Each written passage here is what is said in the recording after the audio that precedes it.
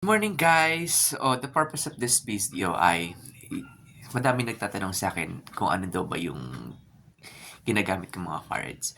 So for everybody's information, medyo recently lang din na year 2020 lang ako nagkaroon ng credit card during pandemic.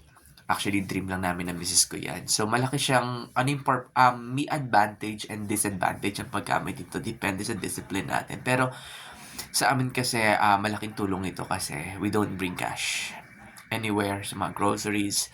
And then, kagandahan dito, may mga cards din na may zero installment, pay now, buy now and pay later. So, ito din ginagamit namin for travel, ginagamit namin sa mga payments sa government, like yung business ko, ginagamit ito. So, first credit card ko, review ko lang, ang adventure. First credit card ko ever, thankful ako dito, is yung Security Bank Gold. So, 5 times yata, 6 times akong na-reject dito. Pero, approve ako. Credit limit is 50,000. So, my first ever credit card. Sadly, I recently closed it na last month lang, December. Kasi may annual fee siya, which is 2,500. So, may mga accumulated ka dapat i-maintain na purchases para ma-waive. Pero na-waive naman nila yon. And then, nag-earn din siya ng points.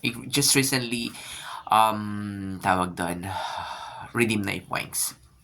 Since meron pa rin ako Security Bank, which is the Titanium, which is yung parang cartoon. Yes, that's my first ever. The second credit card na nakuha ko is BPI. So, actually, prepared client ako BPI kasi binigyan niya ako ng Platinum. So, yung thankful, ang kagandahan kasi yan, every time na napupunta kami ng mall or SM, ang hinahanap, ang mayroon zero interest on installment, BPI and then BDO. So, actually, si BPI, hindi ako nag-apply. Pinadalan lang ako. Same with BDO. Yan, that's my third credit card, which is BDO. Wag 1 year pa lang siya. Wala pa siyang 1 year.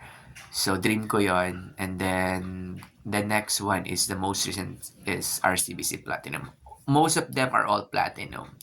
So, prepared client na. So, specifically, ginagamit namin ito. Meron na kaming ginagamit for groceries, for gas, and then for government and for travel.